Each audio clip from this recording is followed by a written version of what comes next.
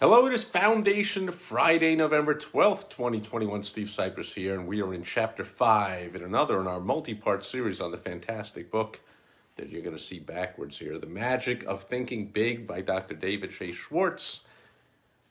Still can't figure out how to reverse the video on Facebook. It's been a few months since that feature has shown up for me. If you know how to do it, please let me know. I hate showing the books. That's why I'm not standing in front of one of my bookcases. I just hate seeing things backwards in videos. Ridiculous. But anyway, we are talking about how to develop creative, powerful thinking. Dr. Schwartz tells us that traditional thinking is personal enemy number one for the person who is interested in a creative personal success program. So I'll repeat that. Traditional thinking is personal enemy number one if you are interested in a creative personal success program, because traditional thinking freezes your mind, blocks your progress, prevents you from developing creative power. So here are 3 ways to fight it.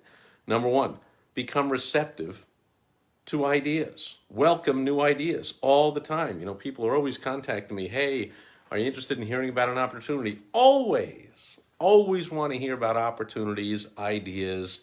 Keeps the mind fresh, keeps you with creative thinking, keeps you out of the rut of traditional thinking. So you never want to be thinking things like, well, that won't work, that can't be done, that's useless, that's stupid. Ask the magic question. Those are all easy, right? Those are all easy. They're knee-jerk reactions. Whenever you hear a new idea, well, that won't work in my business, and I've tried that won't work, that's stupid, that's not a good idea. No, I've heard of that before, that's blah, blah, blah.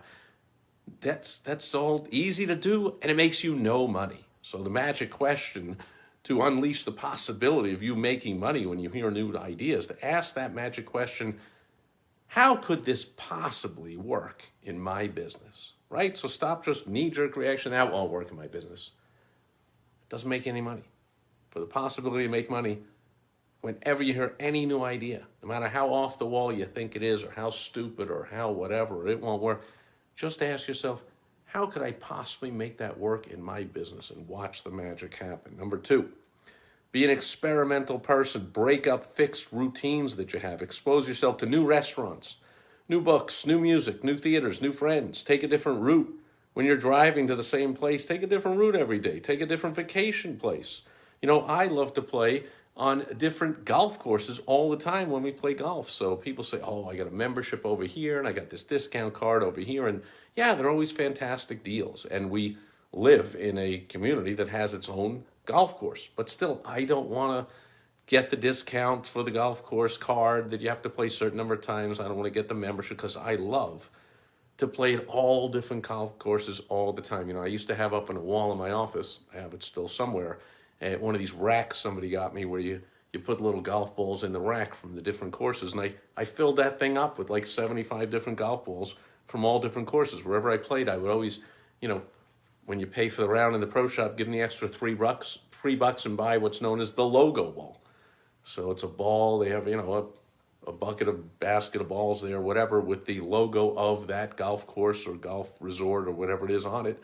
And I proudly displayed them all on the wall so I could look at them and think of the memories of, oh yeah, remember when we went there and we went on a trip there. My beautiful wife, Michelle, we love to play golf at whatever resort or wherever we're at when I'm speaking at a conference or attending a conference. And I have all this whole collection that I really haven't, maybe I should dig it out. But I used that thing up, filled it up. And I have a lot more golf balls that I guess I ought to get a bigger rack or a second rack, because I just like playing in a different place every time. I like trying new things.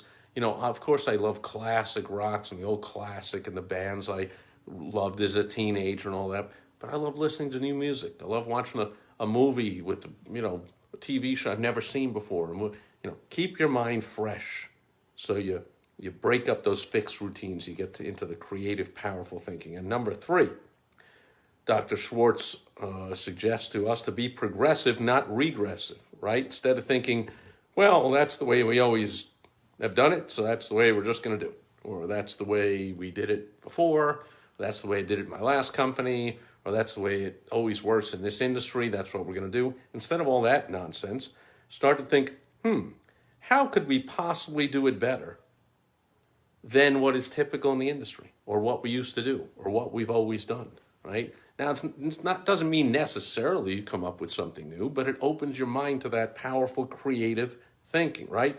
So instead of backward regressive thinking, you have forward progressive thinking. So, for instance, I ran a door-to-door sales business for 9 years. So, and I think, and I've been told, and experts will tell you, that is the greatest training there is for sales, for copywriting, for any kind of persuasion. I also believe it's a fantastic training for management.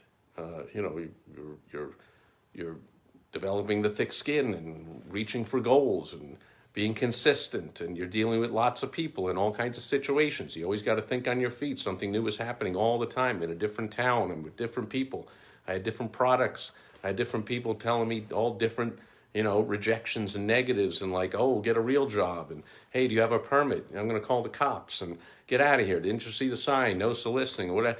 You learn how to deal with situations. You learn to think on your feet. You learn how to solve problems. I think it's fantastic training. Now, does that mean I insist that every salesperson I hire show me that they've had 9 years of door-to-door experience, or every manager? Of course not, okay? Just because that's the way that I did it doesn't mean that's the way it should always be done, okay? So those are 3 ways to avoid traditional thinking, to unleash the power of creative thinking for you. And that'll do it for Foundation Friday today. We'll be back again next Foundation Friday with another in our multi-part series on this fantastic book, The Magic of Thinking Big by Dr. David Shea Schwartz.